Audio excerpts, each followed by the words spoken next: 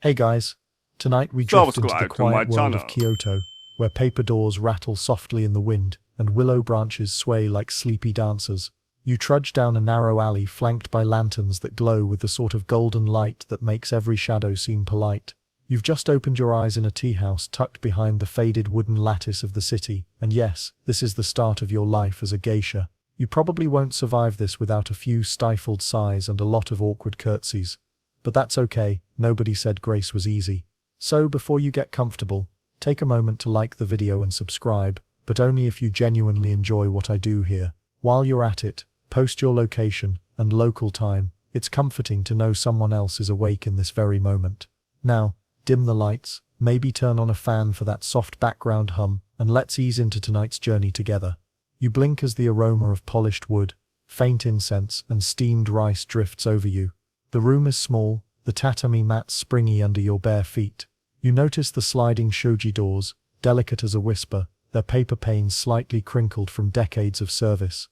Outside, the city hums faintly, horses, carts and the distant chatter of merchants, but in here, time seems suspended. You're a young apprentice today, learning not just to move gracefully, but to exist in a world that measures your worth by the curve of your bow and the tilt of your head.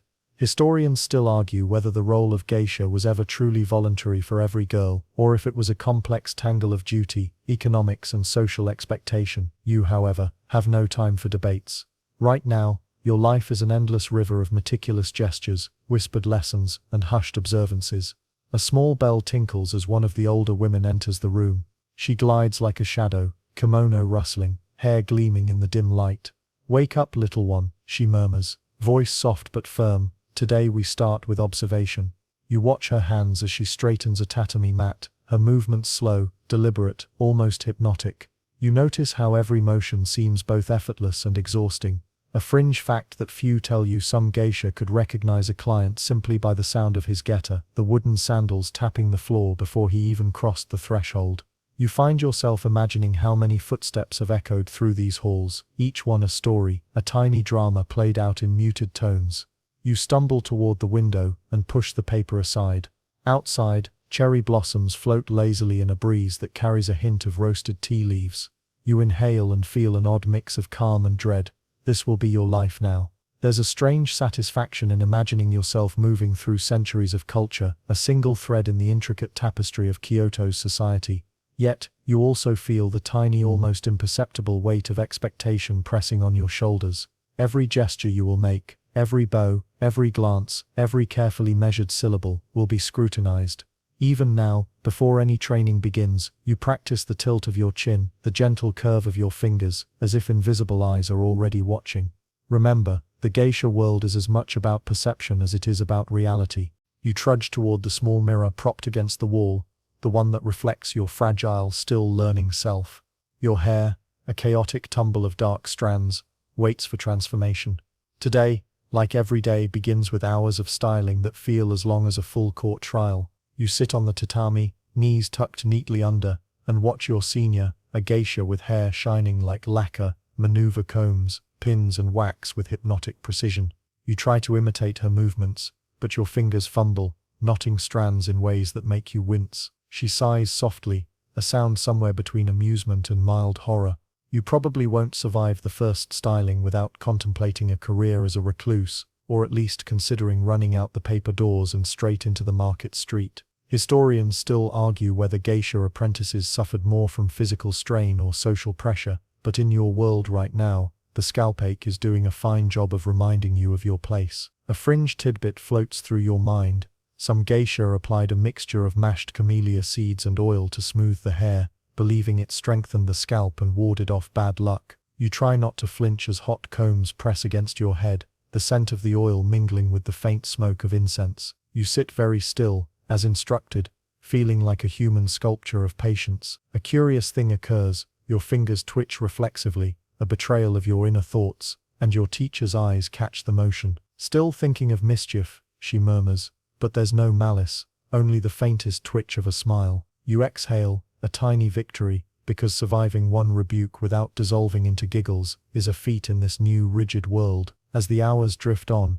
the hair slowly transforms. What once seemed a wild tangle now coils into loops and pins. each movement deliberate, each placement signaling mastery or failure. The older apprentices remind you that every loop has meaning. A misaligned hairpin could insult a client without a single word. You glance at your reflection, half horror, half wonder, as if seeing someone else entirely. There's something almost magical about watching your human chaos converted into ceremonial elegance. You imagine walking through the streets later, head held high, knowing that strangers will only see perfection, never the tension that built it. Breakfast arrives mid-morning, though meal feels a mild exaggeration. Tiny bowls of rice, pickled vegetables, and miso soup are laid out for you. You eat with precise posture, letting each bite linger in your mouth like a meditation. The world outside continues in gentle chaos, merchants shouting, birds arguing over rooftops. But here, silence dominates, punctuated only by clinking bowls and the occasional sigh from a senior.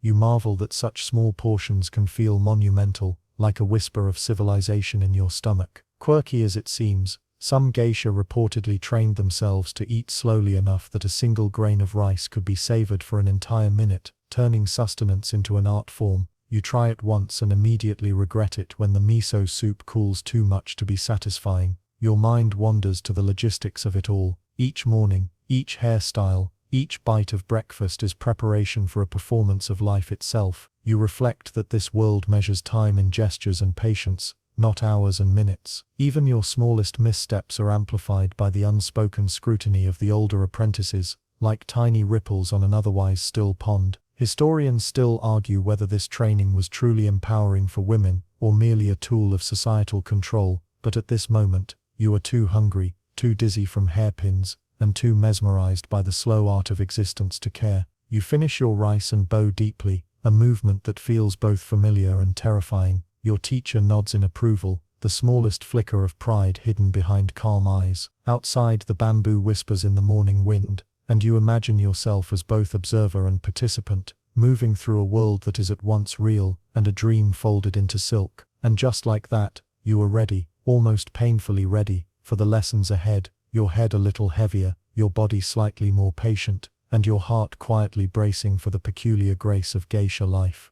You slide into the low wooden chair by the tiny table, balancing a bowl of rice in your hands as the morning sun filters through the shoji doors.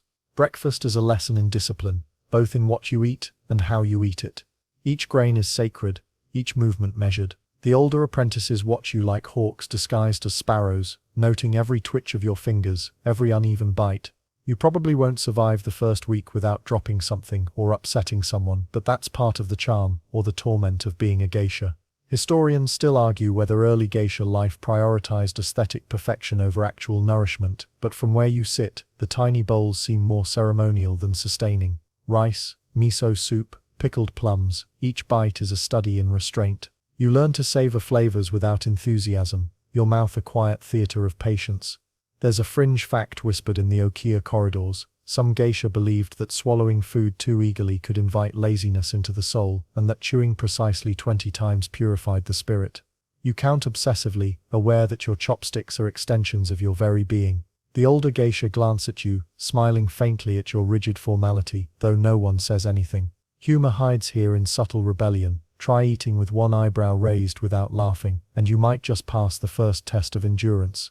Your hands ache from gripping the bowl, yet you maintain posture, balancing dignity with hunger.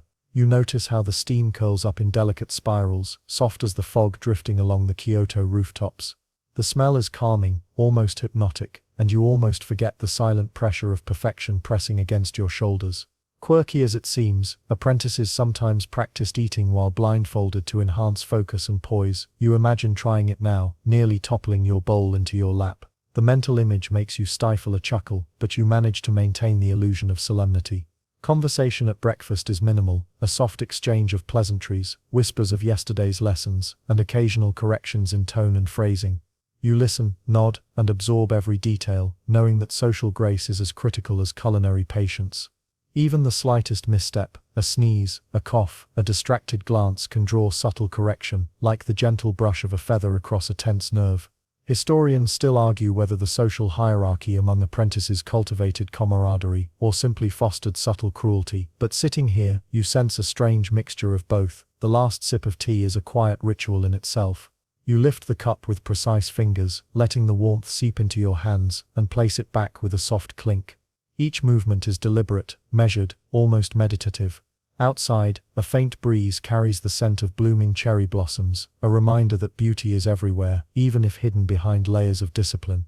You realize, as you stand and bow, that breakfast was more than sustenance. It was an initiation, a gentle trial by tiny portions, flavor and posture. And as you rise, ready to step into the long, unyielding rhythm of the day, you feel a small, quiet pride. You've survived another morning, and your body and mind are slowly beginning to understand what it means to live as a geisha. You follow the older apprentice down a narrow corridor, the tatami soft under your bare feet, yet somehow unforgiving with every misstep. The morning has melted into the blur of lessons, and today, your curriculum is a rigorous blend of music, movement, and memorization. Each step is calculated, each gesture a small test of endurance. You probably won't survive the first few weeks without feeling your spine complain or your brain start filing petitions for mercy. But the charm of geisha life is that discomfort is the teacher you never asked for. Historians still argue whether the training was designed to elevate artistry, or to impose a silent, relentless control over young women. But for you, it's mostly about not tripping over someone else's kimono while trying to play the shamisen. Your first task is the shamisen, the three-stringed instrument whose notes feel like they tug at the air itself. You pluck clumsily, producing sound that could generously be described as experimental. The older apprentices glance at you with polite patience, their expressions a mixture of amusement and barely restrained horror. A quirky fact drifts through your mind. Some geisha practiced in front of mirrors for hours, claiming the reflection helped them harmonize with invisible spirits who whispered corrections. You tilt your head, imagining a tiny invisible mentor sitting on your shoulder, shaking its spectral finger each time you miss a note. It's strangely comforting, in a surreal way, that centuries of history agree on this sort of weird, almost mystical obsession with perfection. Next comes calligraphy. You kneel, inkstone in hand, brushes ready, and attempt the ancient characters that will later decorate letters, scrolls, or delicate invitations. You learn that the subtle twist of a wrist, or the pressure of a fingertip, can transform a word from grace to chaos. The ink smells earthy, calming, and slightly intimidating. Outside, the bamboo grove sways, casting shifting shadows over your page. Historians still argue whether these early calligraphy exercises were primarily practical training, or a test of patience, but the effect is the same. Every stroke requires you to slow down, to breathe, to embody elegance in motion. Movement lessons follow, and suddenly your day turns into a choreography of invisible lines. You practice walking across the room in perfect posture, balancing imaginary trays, small scrolls, or even nothing at all, and yet every step is measured. The older geisha demonstrate a slow glide that seems to defy gravity. You try, stumble slightly, and catch yourself with a soft grunt. Quirky lore suggests some apprentices would practice walking backward at night in pitch darkness to perfect poise under any circumstance.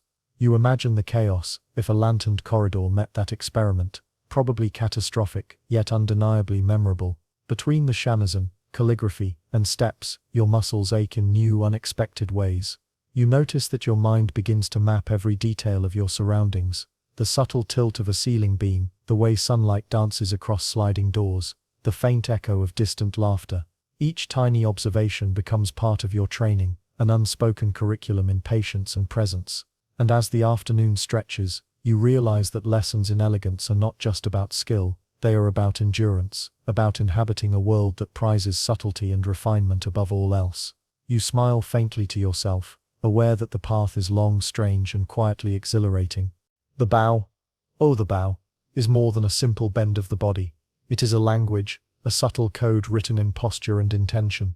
You spend the afternoon practicing the 5,000 or so it feels variations, each one signaling a slightly different nuance, respect, greeting, apology, admiration, or the faintest hint of flirtation. You probably won't survive the first dozen repetitions without imagining yourself as a very formal noodle, bending and unbending with mild despair. Historians still argue whether these countless bows evolved from actual social necessity, or if they became ritualized purely as a demonstration of control and artistry. But from your perspective, they are exhausting, beautiful, and almost hypnotic. Your arms ache from holding them just so, your spine is a precarious tower of effort, and yet you keep going. The older geisha watch silently, a few nodding, some barely twitching in disapproval. You notice how every movement shifts energy, like a ripple across calm water, and suddenly you understand that the bow is more than posture. It is a bridge between people, a message delivered without a word. Quirky as it sounds, apprentices sometimes practiced in front of mirrors while holding small weights to train for endurance and precision, which means you might see a woman gracefully bending while balancing a teacup on her head. You imagine trying that now, almost tipping over, and stifle a laugh. Grace is serious business, but the absurdity keeps you sane. You begin to internalize the rhythm of bows. Some are long and fluid, others sharp and precise. Each one carries intention. You are told to notice the space between your fingers, the angle of your shoulders, the gentle curve of your chin. Every tiny detail communicates a story, sometimes more powerfully than words ever could. You recall a fringe detail in certain regions. The way a geisha's bow aligned with her kimono patterns was said to influence luck or favor from a client. You tilt your head, imagining that a misaligned sleeve could spark calamity, though probably not. Yet the superstition lingers, a gentle hum of tension that keeps you attentive. Hours pass, punctuated only by quiet reminders and the faint creak of the wooden floorboards. You start to notice how even exhaustion can become part of performance. Your muscles learn memory before your mind can even process fatigue. Historians still argue whether geisha training aimed to suppress individuality or foster refined expression, but your body doesn't care. It only knows the weight of expectation and the cadence of instruction. Each bow becomes an exercise in mindfulness, your awareness stretching from fingertips to toes, from the heat of the room to the scent of cherry blossoms drifting through an open window. By late afternoon, your bows have begun to blend into a kind of poetry. You no longer count or consciously correct yourself with each repetition. Your body begins to remember, and your mind floats in a quiet rhythmic meditation. The older geisha seem satisfied with your progress, though they would never say so outright. You feel an odd mixture of pride and relief, realizing that the bow is less about perfection and more about patience, presence, and subtle power. And as the shadows lengthen across the tatami, you sense that you are slowly learning to inhabit this world, not yet mastering it, but beginning to understand its gentle, exacting demands. You sit cross-legged in front of a small lacquered mirror, the pale morning light filtering through paper windows, and stare at the blank canvas of your face.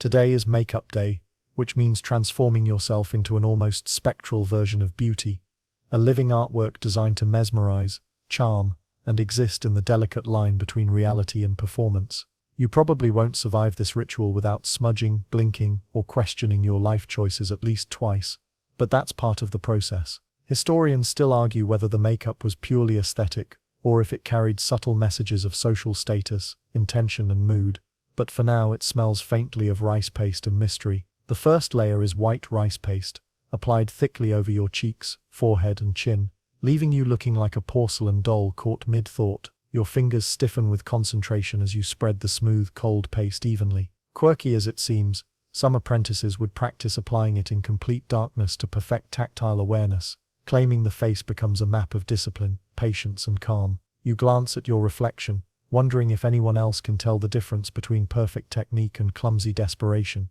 Probably not, and that tiny relief carries you through the next step, lips painted bright red, each stroke deliberate, like sketching a small flaming boat across your mouth. Next come the eyebrows, painted in charcoal black and arched with such precision that they could convey emotion in isolation. You imagine that a single wrong line could change your entire expression from serene grace to startled owl, and for a brief moment, panic tickles your spine. To the older geisha hover nearby, giving only the faintest suggestions with a tilt of the head or the brush of a fingertip. The ritual is slow, meticulous, and oddly hypnotic, the kind of quiet endurance that seeps into your bones. You remember hearing a fringe story that some apprentices once created temporary tattoos of small patterns hidden beneath the makeup, as tiny secret signals to the older women, and you feel a small thrill imagining participating in that clandestine mischief. The application of the finishing touches takes hours, a gentle dab of pink on the cheeks, subtle shading to highlight the jawline, and the tiniest adjustments to lip shape. Each brush stroke transforms not only your appearance, but your perception of yourself. Historians still argue whether this emphasis on facial perfection empowered geisha to control perception, or if it merely reinforced societal expectations, but you notice that the act itself, repetitive and precise, has a meditative quality. Your mind quiets, your breathing steadies, and the external world seems to shrink to the tactile sensation of brush, paste, and concentration. Finally, you step back and take a slow, deliberate look. The person staring back at you is at once familiar and foreign, eyes wider, skin pale, lips small and vivid, expression deliberately neutral yet infinitely expressive. It is a kind of quiet triumph. You have survived the transformation, endured the meticulous artistry, and become an emblem of elegance. Outside, the wind flutters against the paper doors, carrying faint hints of incense and flowering trees, a reminder that beauty in every form is never entirely solitary. And as you carefully set down your brushes, you feel the subtle power of knowing that, at least for a few hours, you are exactly who you are supposed to be, crafted, admired and quietly untouchable. The kimono waits for you like a coiled snake, bright silk folded into layers that seem impossible to navigate without help. You probably won't survive this morning without muttering some sort of dramatic curse under your breath, yet somehow, this ritual is sacred and slow, a quiet test of patience. Historians still argue whether the multi-layered kimono was a symbol of artistry, or merely an instrument of social control, but as you watch the fabric spill over the floor, you realize it doesn't matter. Survival means learning to inhabit the folds. The first layer is simple enough, a plain undergarment called a nagajuban, meant to keep the outer kimono pristine and perfectly shaped. Your fingers fumble with the thin belt, struggling to tie it just so. A fringe detail drifts into your mind. Some geisha would sleep in nagajuban to acclimate to the feel of layers, believing it improved comfort and posture when fully dressed. You imagine dozing off under these folds and almost laugh, but your reflection, pale and made up, doesn't permit such levity. Patience becomes your mantra, as you adjust each seam, knot and fold, every motion a subtle negotiation between your body and the fabric that dominates it. Next comes the main kimono, a cascade of patterned silk that wraps around your torso, hips and shoulders. You learn quickly that one false movement can ripple through the garment, leaving folds askew, which might subtly offend a client or senior. The obi, the wide sash that cinches everything in, is an art form in itself. You struggle as older geisha assist, their hands moving with the certainty of decades, while you attempt to mimic each twist, tuck and fold. Quirky as it sounds, some apprentices reportedly practiced tying obi with one hand behind their back to simulate emergency adjustments during performances, a trick that seems both terrifying and hilarious as you imagine it.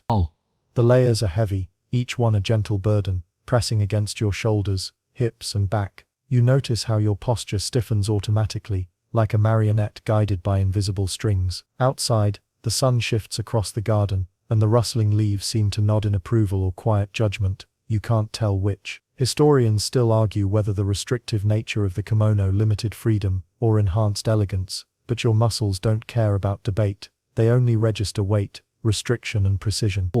Walking becomes a study in balance, turning each step into a deliberate, almost meditative exercise. Finally, after what feels like an eternity, the transformation completes. You glide toward the mirror, marveling at the reflection of layered silk, carefully tied obi, and delicate posture. The kimono wraps you in centuries of tradition, expectation, and subtle artistry. Quirky as it seems, some geisha claimed that the way one folded a sleeve or aligned a collar could alter luck or favor for the day, superstitions that make you twitch with both curiosity and amusement. And as you take a careful step, feeling the smooth glide of silk against silk, you realize that every discomfort, every careful adjustment, and every whisper of instruction has brought you closer to becoming fully immersed in this beautiful, exacting world. The kimono is more than clothing. It is a silent declaration of endurance, grace, and quiet, astonishing artistry. Afternoon settles over the okiya, like a warm, drowsy blanket, and you find yourself seated behind a delicate folding fan, listening to the low hum of conversation among older geisha. Gossip drifts through the air, as subtly as incense smoke, curling around corners and slipping under doors. You probably won't survive this social labyrinth without tripping over a word, revealing too much, or committing a minor faux pas, but the art of listening and pretending is crucial. Historians still argue whether geisha gossip was mere entertainment or a sophisticated tool for influence. Yet here, it feels like a mix of both, laced with subtle amusement. Your ears tune to the cadence of voices, noting the soft lilt of laughter, the careful modulation of complaint, the tiny gasps that signal scandal or surprise. A fringe tidbit drifts into your thoughts. Some apprentices learn to recognize clients' moods by observing the way gossip spread, believing that subtle social currents could predict favor or misfortune. You quietly mimic the motions of your seniors, folding your fan just so, allowing it to conceal a barely suppressed smirk. It's strange, funny, and a little exhausting, this constant dance of attention and observation. As you sip green tea, You watch the older women exchange stories of clients, rivalries, and delicate misadventures. Some tales are charming,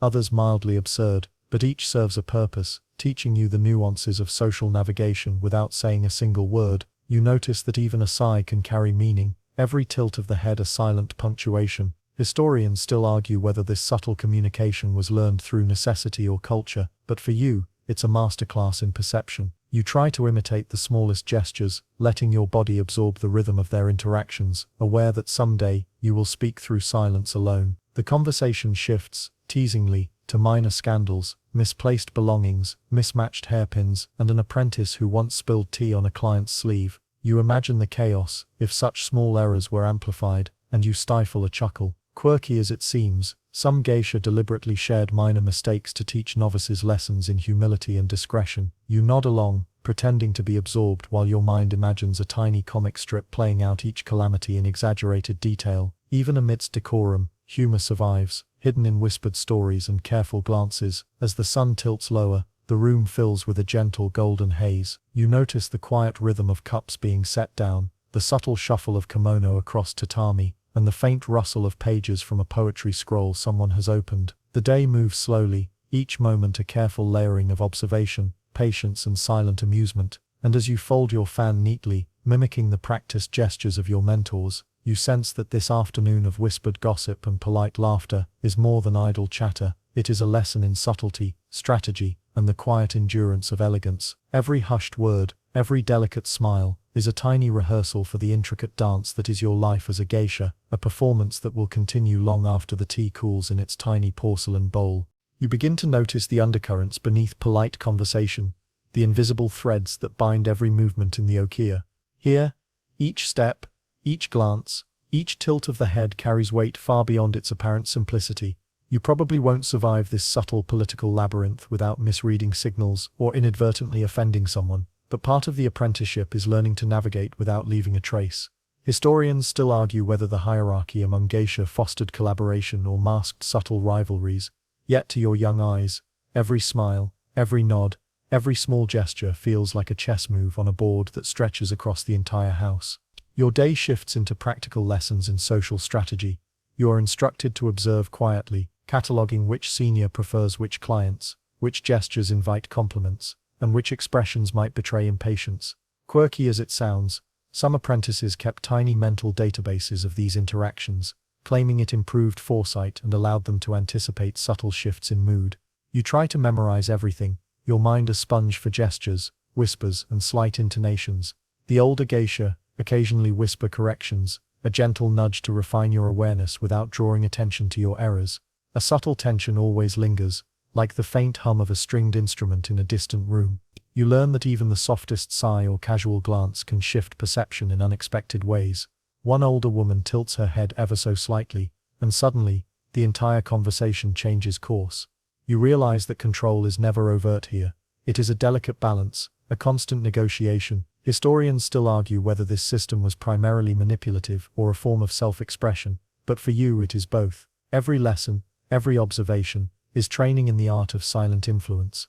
During a quiet break, you peek behind the sliding screens and catch glimpses of clients arriving, each one unaware of the intricate dance already taking place. You notice how deference and composure govern interactions, how subtle nods can communicate entire paragraphs of meaning, and how laughter, soft, controlled, and measured, can diffuse potential tension. Fringe stories hint that some geisha could identify returning clients purely from the pattern of their footsteps or the faint scent of tobacco on their clothing. You imagine mastering this skill one day, almost like developing a sixth sense. As the afternoon stretches on, you realize the okiya is a microcosm of strategy and social navigation. Every corner holds lessons, every whispered conversation a test. You feel both exhausted and exhilarated, aware that even the act of simply moving from one room to another requires focus, grace, and careful calculation. And as the lanterns outside begin to glow softly, you recognize that the politics of the house are not merely background noise. They are central to survival, influence, and your ongoing transformation into a geisha who knows not only how to perform, but how to perceive, adapt, and quietly command attention without ever uttering a word. The evening arrives with the faint clatter of getter on cobblestones, announcing the arrival of a client. You adjust your posture instinctively, your shoulders straight, hands folded with subtle elegance, and your expression neutral yet inviting. You probably won't survive the first few interactions without stumbling over words, gestures, or your own racing thoughts. But the art of endurance is part of the initiation. Historians still argue whether geisha primarily existed for entertainment, companionship, or subtle influence, but in this moment, it feels like a delicate balancing act between all three. Your client is confident, opinionated, and slightly intimidating, as many are. He comments on poetry, politics, and the temperature of sake, and you nod, smile, and sprinkle in carefully measured responses. Quirky as it seems, apprentices sometimes memorized complex historical events and literary lines not to flaunt knowledge, but to appear gracefully informed, capable of seamless conversation under pressure. You find yourself desperately recalling the verses taught earlier in the week, hoping your chosen quote aligns with his mood and doesn't sound rehearsed. The room is a symphony of subtle cues, a tilt of the head, a pause before answering, the delicate movement of a hand, all convey messages beyond words. Fringe anecdotes suggest that some geisha could signal a subtle warning or request through a barely perceptible twitch of a fan, an art form that borders on espionage. You imagine the tiny internal panic that must accompany mastering such covert communication and suppress a shiver, knowing that, one day, these nuances will feel natural rather than rehearsed. Tea is served, poured with the precision you've practiced for hours. You maintain the rhythm, your movements fluid, the scent of matcha mingling with the faint aroma of cherry blossoms wafting in from the garden. Historians still argue whether these rituals emphasized aesthetic beauty or reinforced hierarchy. Yet for you, it is both a test of skill and a performance of calm presence. Every motion is an opportunity to impress, to communicate grace, and to subtly assert competence without a single boast. By the end of the evening, you feel an odd mixture of exhaustion and quiet triumph. Your client departs, leaving behind a faint trace of tobacco and cologne, a reminder that even brief encounters leave an imprint. You bow, retreat to the quiet of the inner rooms, and let yourself exhale. Every interaction, every careful nod, every measured word, has been a rehearsal for life itself, a tiny story enacted through presence, poise and patient endurance. You are beginning to understand that, as a geisha, survival is less about confrontation and more about navigating an invisible web of gestures, glances, and quiet influence, each interaction a ripple in a pond that stretches far beyond your own reflection. The performance begins as the evening shadows stretch across the tatami, lanterns casting long, trembling patterns on the walls. You stand in the corner, kimono heavy, hair perfectly pinned, makeup flawless, and realize that the dance you are about to perform is more than art. It is a story, a silent autobiography, told with every flick of your sleeve, every measured step, every subtle glance. You probably won't survive the first few performances without faltering, but that's part of becoming. Historians still argue whether dance was primarily self-expression or a tool of subtle persuasion. But tonight, it feels like both. You step forward, feet barely making a sound on the polished floor, and begin the choreography you've rehearsed for countless hours. Your body remembers the movements, even when your mind is distracted by the gaze of the clients, the flicker of lantern light, and the faint rustle of silk. Fringe tales hint that some geisha would secretly add tiny improvisations to their performances, subtle flourishes that displayed skill to attentive clients without breaking the ritual. You wonder if you could do the same one day, daring to leave a whisper of your personality hidden among the centuries of tradition. Each motion carries intention. The lift of an arm might suggest welcome, curiosity, or deference. The tilt of the head can express joy, sorrow, or subtle amusement. You notice the way the shamisen music intertwines with your steps, guiding you, urging fluidity, whispering rhythm into your bones. Quirky as it seems, some apprentices practiced these dances in mirrors lit only by candlelight,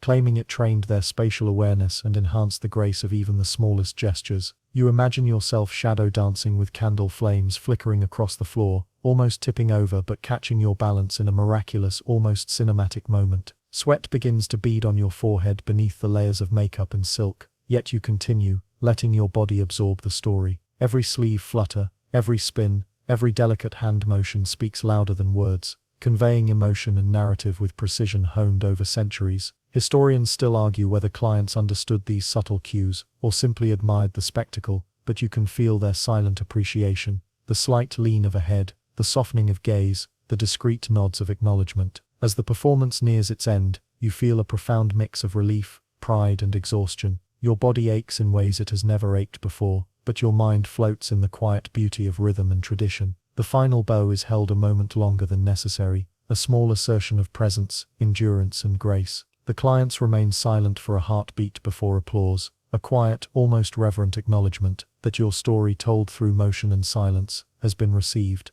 And as you retreat into the shadowed corridor behind the stage, the music fading into memory, you realize that the dance is more than entertainment. It is a bridge between your inner world and the expectations, admirations, and subtle judgments of everyone watching. In this space you are both fragile and formidable, delicate and precise, utterly seen while still holding secrets close to your chest. You settle on the tatami, the lingering echo of shamisen strings vibrating softly in your chest, and prepare for the tea ceremony, another ritual where even the smallest misstep can ripple like a stone across still water. You probably won't survive without spilling matcha, or forgetting a delicate movement, yet the act demands patience and a quiet mindfulness that feels almost meditative.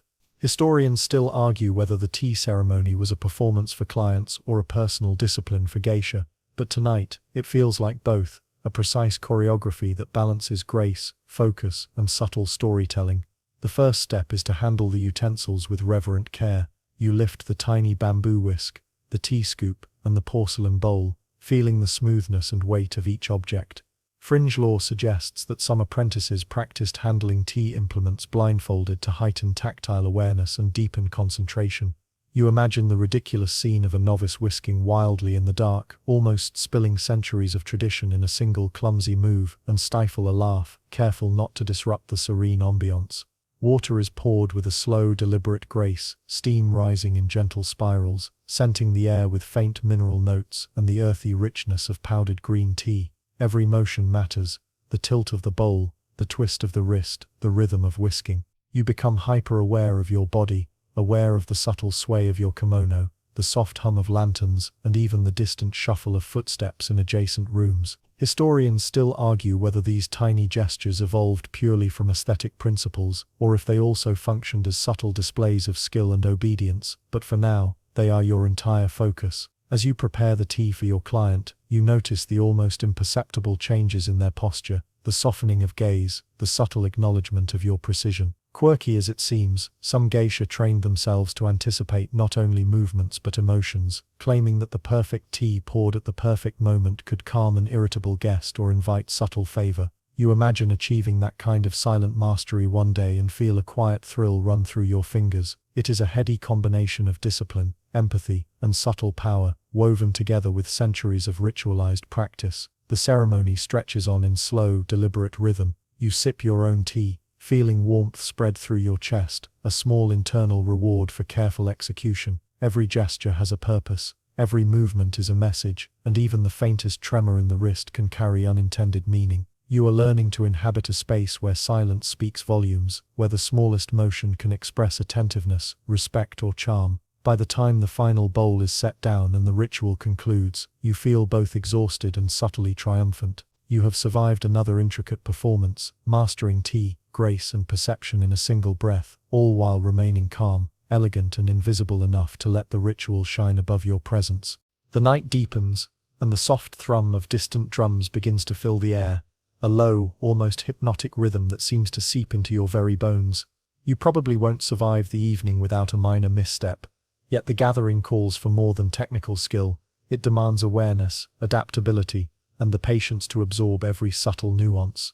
Historians still argue whether these drum-accompanied gatherings were primarily for entertainment or served as discreet social instruction. But tonight it feels like both a living classroom wrapped in ritual, music, and quiet judgment.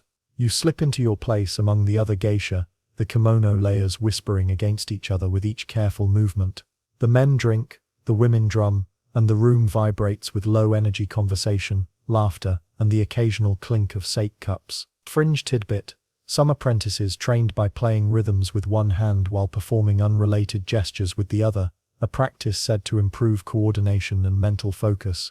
You imagine trying this feat without toppling your teacup or misplacing a fan and shiver at the thought. It is strange, complex, and undeniably magical, the world bending subtly around discipline and hidden humor. Every beat of the drum dictates subtle movements, a tilt of a head, the flick of a sleeve, or the quiet tapping of a fan. You realize that even a minor lapse can be noticed, interpreted, and in subtle ways remembered. Historians still argue whether the drum-led rhythms were standardized or varied widely by region and tradition, but for you it does not matter. The important part is listening, absorbing and responding with a quiet precision that blends artistry with social skill. You feel your mind stretch, mapping sounds to movements, anticipating gestures, and learning to exist simultaneously in the present and in the silent echoes of centuries past. The air grows thick with incense, and the muted chatter softens to almost imperceptible murmurs. You notice the gentle sway of the lantern light against lacquered wood, the soft rustle of silk as bodies shift in careful synchronization, and the faint aroma of tea lingering from earlier rituals. Quirky as it seems, some geisha would intentionally place subtle cues within the drumming sequence to signal hidden messages to allies or apprentices, a sort of coded rhythm hidden in plain sight. You imagine yourself learning these secret signals, feeling a thrill of empowerment beneath the layers of discipline and etiquette.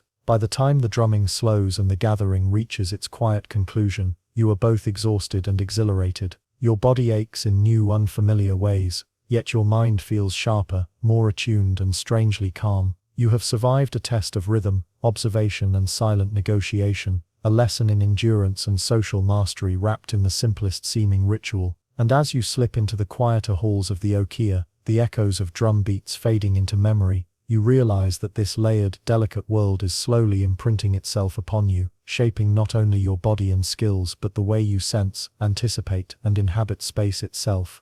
The lantern light flickers softly against the okia walls as you drift toward a quiet corner, your senses still humming from the evening's performances and rhythmic drums.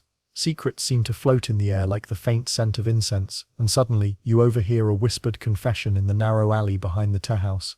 You probably won't survive the gossip without flinching or misinterpreting its subtlety, yet here you are, a silent witness to the hidden lives swirling around you.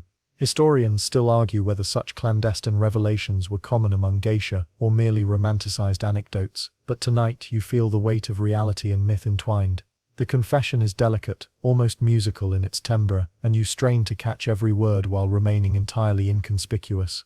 Fringe tidbit: some apprentices claimed that overhearing certain secrets was considered an essential skill, a way to practice discretion, intuition, and judgment without ever participating. You imagine cataloging this knowledge like an invisible ledger, storing each whispered syllable carefully, while outwardly maintaining perfect composure. Even the softest smile or subtle nod must be tempered, lest you betray attention to things you are not meant to acknowledge. You notice the flicker of lantern light on the cobblestones, the quiet swish of silk from a passing geisha, the faint smell of roasted tea leaves carried on the cool evening breeze. Every detail becomes magnified, every sound, a clue. Historians still argue whether the practice of discreet observation was formalized or organically developed, but for you, it is both instinctive and necessary. The ability to sense subtle emotional currents is a skill as important as music, dance, or the perfect bow, a quiet form of influence hidden beneath layers of etiquette and artistry. As you retreat into the shadows of the tea house, the confessions continue to echo faintly in your mind. You realize that the world of the okia is a delicate weave of appearances and reality, of stories spoken aloud and stories that must remain secret.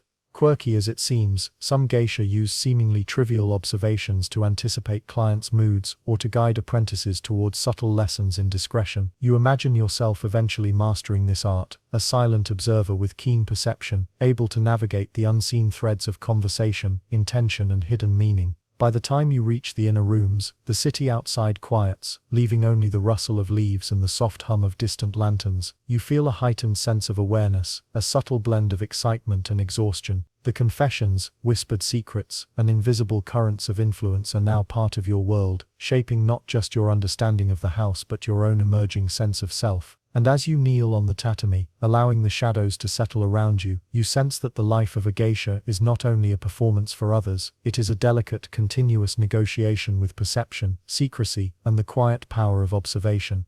The fan in your hand suddenly feels heavier than usual, not from the weight of the lacquered wood, but from the unspoken tension in the room.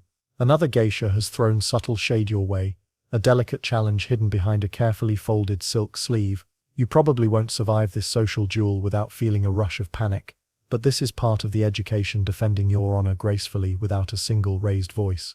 Historians still argue whether these rivalries were inherently malicious or simply a byproduct of a competitive hierarchical system. Yet for you they feel like an invisible duel fought entirely through poise and gesture. Your mind races through strategies as your opponent tilts her fan with near imperceptible precision, each flick loaded with social meaning. Fringe tidbit: some apprentices practiced micro-expressions and fan movements in front of mirrors for hours, turning subtle gestures into a secret language of influence. You imagine your own fan whispering silent retorts, a weapon disguised as elegance, and stifle a nervous laugh, aware that outward calm is paramount. The slightest slip, a tremble in the hand, a falter in gaze, could shift the balance of perception in an instant. The room holds its collective breath, or so it feels, as you navigate the intricate exchange. Every movement, every shift of weight, is calibrated. You tilt your chin just enough, glide your fingers along the folds of your kimono, and allow the faintest flicker of amusement in your eyes. Quirky as it seems, some geisha reportedly used subtle hand gestures under the table to signal allies or to deflect potential embarrassment, a form of invisible camaraderie hidden from outsiders. You imagine deploying a secret sign to a sympathetic peer, and feel a small thrill of connection in the otherwise formal battlefield. As the encounter concludes, a delicate balance is restored. Both of you have conveyed subtle dominance without overt confrontation, and the unspoken hierarchy remains intact. Historians still argue whether these nuanced interactions trained women in diplomacy or reinforced subtle oppression, but tonight, you realize that mastering this dance is as crucial as any skill with instruments or tea. Your heartbeat slows, and you feel the faint satisfaction of surviving a trial without a word spoken too loudly or a gesture misread. By the time lanterns flicker in the hallway, signaling the end of the evening, you sense the quiet victory in your poise. You have navigated the invisible currents, held your ground with subtlety, and maintained your dignity in a world where every movement is scrutinized. The fan rests lightly in your hand, a silent emblem of your endurance, strategy, and grace. And as you step away into the shadowed inner corridors of the Okia, you understand that each social duel, each whispered challenge, is not merely about survival. It is a rehearsal in the art of quiet power, patience, and refined elegance, lessons that will shape every day of your geisha life. Night deepens, and the Okia settles into a hushed rhythm, broken only by the faint rustle of silk and the occasional clink of a cup in the inner courtyard. You probably won't survive the late-night routines without a groan or two, but exhaustion is part of the discipline, part of inhabiting a world that values composure above all else. Historians still argue whether these nocturnal rituals were primarily restorative or simply another test of endurance. But tonight, they feel like both, a delicate mixture of ritual, habit, and subtle mastery of presence. You kneel on the tatami, preparing instruments and props for the next day. Every placement must be exact. A slightly askew shamisen or misaligned teacup could disrupt the flow of lessons or performances. Fringe tidbit: some apprentices memorized the placement of every object in the Okia, believing that a perfectly organized space cultivated mental clarity, spatial awareness, and an aura of effortless grace. You trace your fingers along the edges of trays and bowls, noting their orientation and alignment, and feel a quiet satisfaction in the methodical process. A senior geisha glides past, her kimono whispering secrets as she moves. You notice the gentle sway of her obi, the tilt of her head, and the subtle angle of her shoulders, all telling stories without words.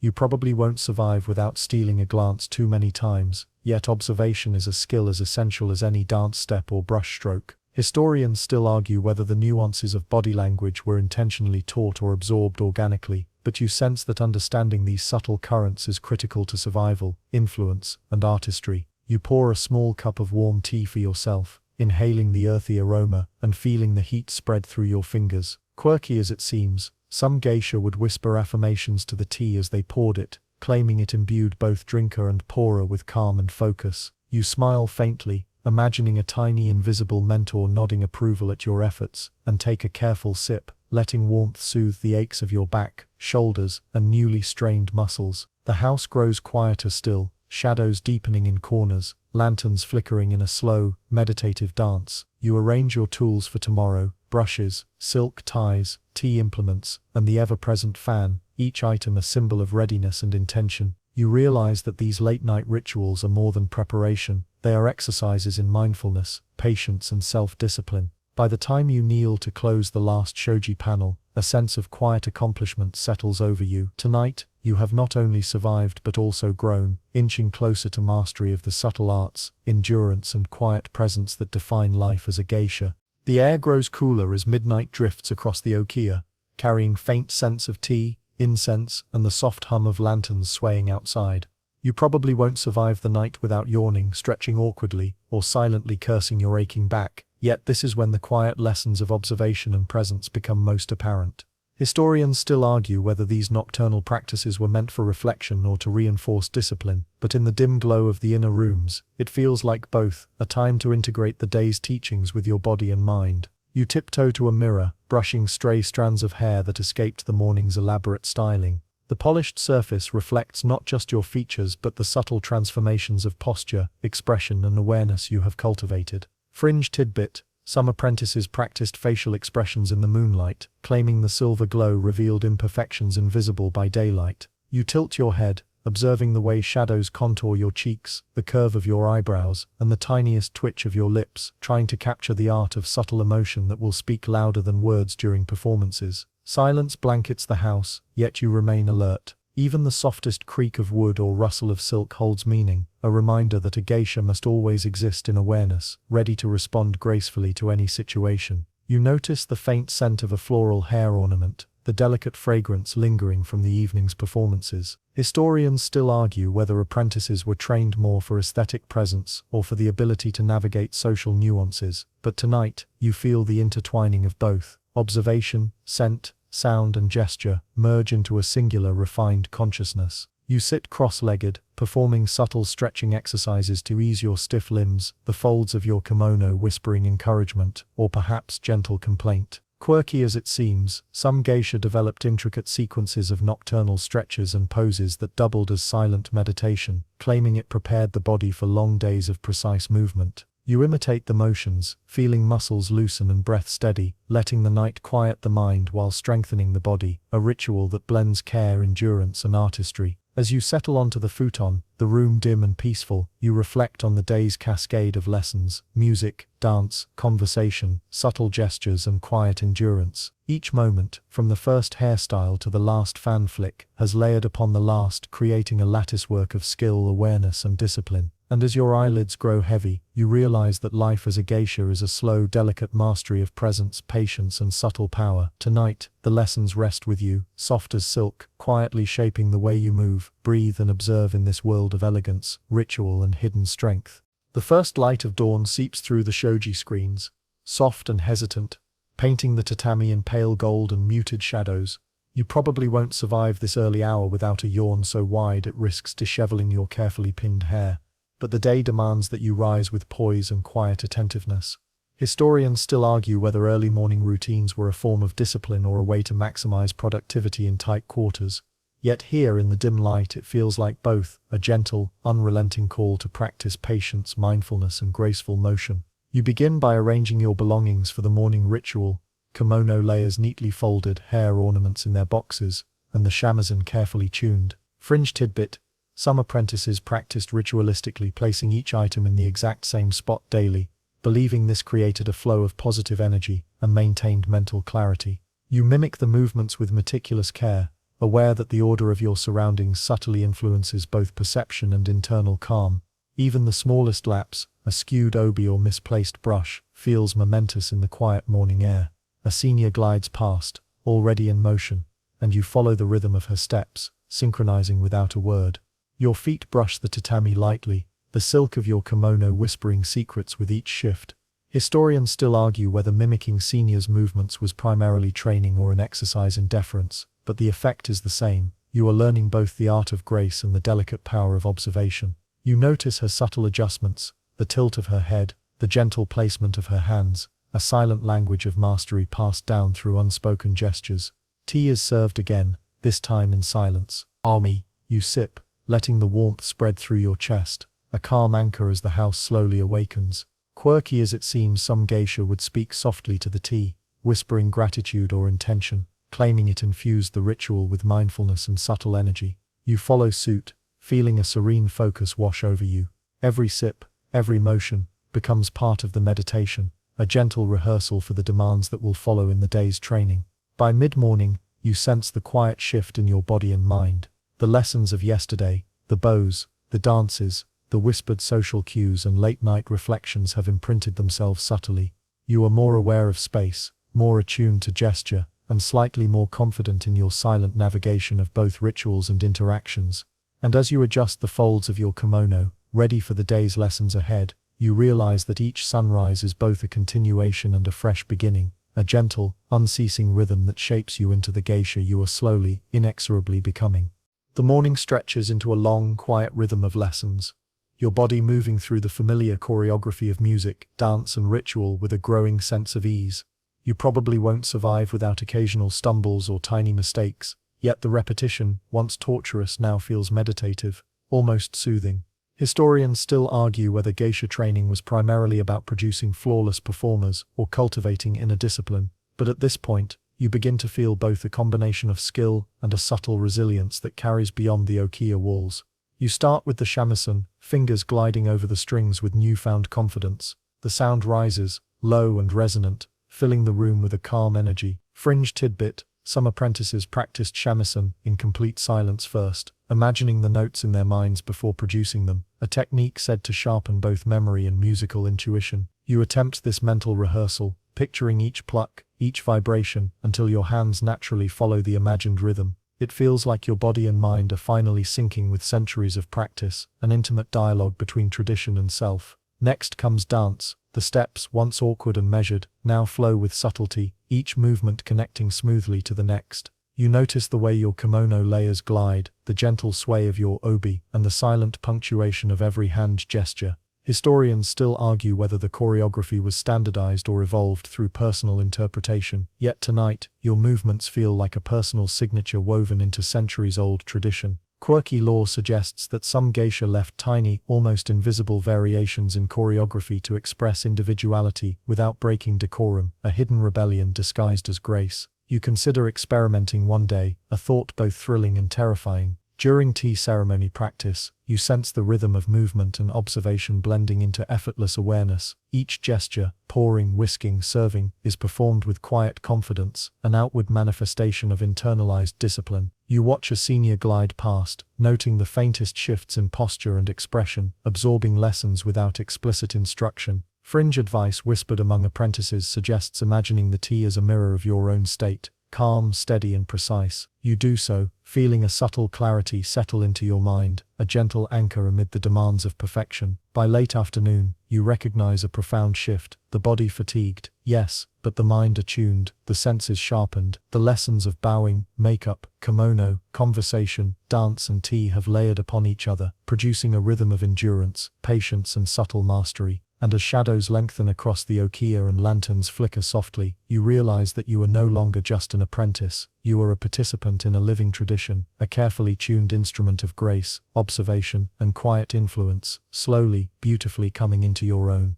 The final hours of the day are quiet but profound, a culmination of lessons, rituals, and subtle victories.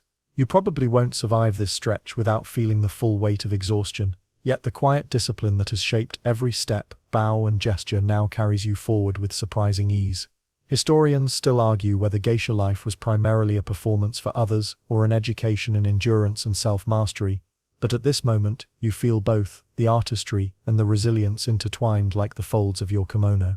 You begin with gentle stretching, easing your stiff muscles while maintaining impeccable posture. Fringe tidbit: some apprentices practiced stretches in the dim lantern light to develop both strength and grace, claiming it helped prevent injuries during long performances. You move slowly, savoring each motion, noticing the subtle shifts in your balance and alignment. The quiet intensity of this routine feels meditative, a final rehearsal for the day's accumulated lessons. Next comes reflection. You sit quietly, tea in hand, tracing the lacquered rim with your fingertips, and allow your mind to replay the day, the bows, dances, subtle glances, whispered confessions and intricate rituals. You probably won't survive this reflective hour without noticing mistakes, tiny victories, and moments of beauty you almost missed. Historians still argue whether this introspection was formally encouraged or simply developed through necessity, but you find it essential, a silent consolidation of all you have learned. A final glance at your mirror shows the evolution of your posture,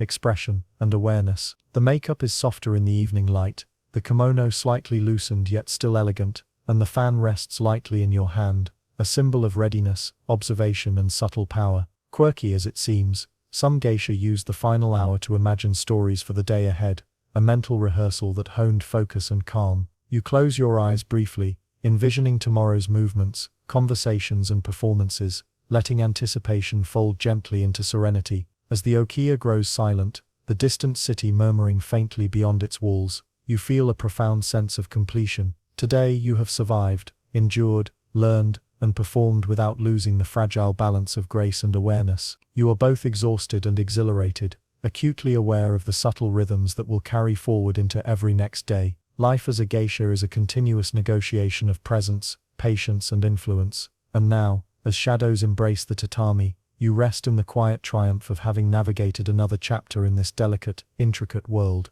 The lanterns dim slowly, and the soft hush of the Okia envelops you like a warm blanket. Your body, though weary, sinks comfortably into the futon, and every breath begins to slow, deepening with the rhythm of quiet reflection. The sounds of the distant city fade into gentle background murmurs, the faint rustle of leaves, the soft whisper of silk, and the subtle hum of lanterns swaying. Each sensation is a reminder that the day's lessons, dances and rituals are not just performances, but gentle imprints on your body, mind and awareness, lingering like a soft melody that soothes without urgency. Your thoughts drift over the day, replaying gestures, bows and whispered exchanges, but the edges of worry and fatigue soften into quiet amusement and mild pride. You notice the gentle warmth of tea lingering in your chest, the faint fragrance of incense weaving through the air, and the comforting weight of layered silk against your skin. Each detail, once sharp and demanding, now feels familiar and calming, like a well-loved story that eases the mind.